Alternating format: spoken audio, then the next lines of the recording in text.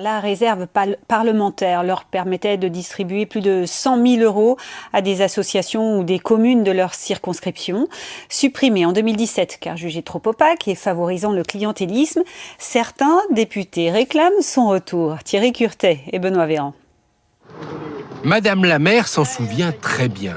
Son lointain prédécesseur avait obtenu un coup de pouce en 2001 du député pour faire de cet ancien relais de poste des logements communaux. On a eu la chance d'avoir eu à l'époque 10 000 francs de l'ancien député. Ça a été un complément financier, une petite soupape, comme on dit, qui était intéressante, qui a permis vraiment à la commune de ne pas trop emprunter. Le député d'alors avait fait attribuer cette somme issue de sa réserve parlementaire. En 2017, pour la dernière année de ce dispositif, chaque élu disposait de 130 000 € annuels, qu'il allouait selon ses propres critères. Bonjour Dorothée. André, monsieur le député. En recevant aujourd'hui son député, Dorothée Moreau aurait beaucoup aimé le solliciter de nouveau pour ce café multiservice municipal. Avec 900 habitants, elle ne dispose que d'un budget limité qui ne permet pas de faire face à tous les imprévus. Il a ouvert ses volets et ils sont tombés. Donc on a vraiment un besoin de les changer rapidement. C'est pas une grosse somme, mais il faudrait le faire rapidement. Est-ce que vous pouvez répondre à sa sollicitation ? Aujourd'hui, non. Je ne sais pas faire.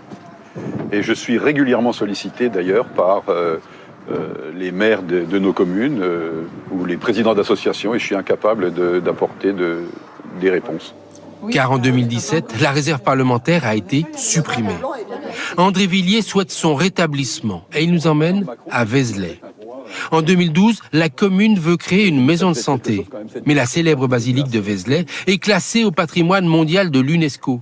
Cela crée de lourdes obligations architecturales et donc un surcoût important. C'est le soutien du député qui a permis de débloquer le projet. C'était une construction neuve. Et ça, c'est un véritable challenge à Vézelay. La maison de santé a coûté le double d'une maison de santé positionnée ailleurs sur le territoire. Si la réserve parlementaire a disparu, c'est parce que certains députés ou sénateurs dépensaient les 130 000 € pour la commune dont ils étaient à l'époque aussi le maire. Finançaient des syndicats politisés, l'UNEF pour la gauche, l'UNI pour la droite. D'autres subventionnaient des événements organisés par des proches. Ce clientélisme avéré a conduit René Dosière à recommander sa suppression. Les critères n'étaient pas définis, donc chacun faisait un peu ce qu'il voulait.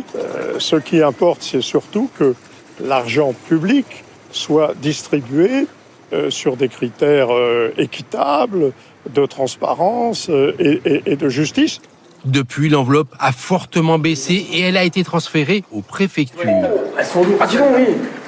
Ce qui désoriente les petites associations. Ce comité des fêtes n'a besoin que de quelques milliers d'euros pour renouveler ses tables, ses chaises. Aujourd'hui, obtenir des petites sommes, c'est monter un dossier de subvention auprès de la préfecture ou de la région, c'est une véritable usine à gaz. On ne reste que des bénévoles. Dans notre bureau, on est une dizaine de bénévoles. On n'est pas habitué à toute cette paperasse. Et monter un dossier de 30 pages pour avoir des subventions, c'est plus possible pour nous aujourd'hui. André Villiers est soutenu par 140 députés pour un retour de la réserve parlementaire. Il espère l'examen de cette proposition de loi à l'automne.